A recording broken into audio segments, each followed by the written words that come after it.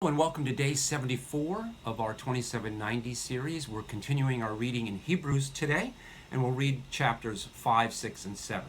The writer again continues his argument that Jesus Christ is greater than Moses, that what Jesus brings to us has more power, more substance, and more reality than anything that the law could have brought. This time he's going to talk about the role of the priest in the Old Testament and how Jesus supersedes that.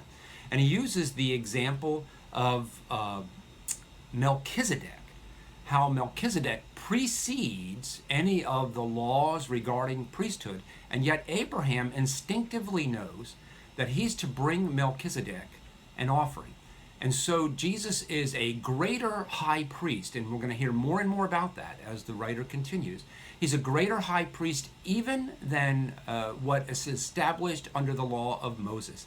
And we should understand instinctively, those of us who are fostering the Spirit of God into us, that we should be bringing not just a physical offering of our resources, but our very selves unto the throne of this king and this high priest.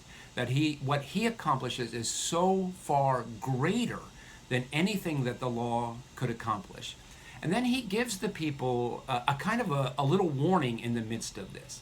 He said, by now, with the things that you've learned as a Christian, you should be ready for solid food. That the easy things of faith, the understanding that the Spirit of God lives in you, that this Spirit is greater than the law, and that you should be running after holiness, these early teachings should be well founded in you now, and you should be ready for more difficult teachings like how are we truly to be transformed? What does it mean to lay aside the sins that tangle us up? And what does it mean to run a race by fixing our eyes? That you should be ready for greater teachings of faith than the things that you're ready for. So don't continue to fall backwards into the simplest of teachings, that you are saved, your salvation is through grace and through faith in the Lord Jesus Christ. That's the most basic of all teachings.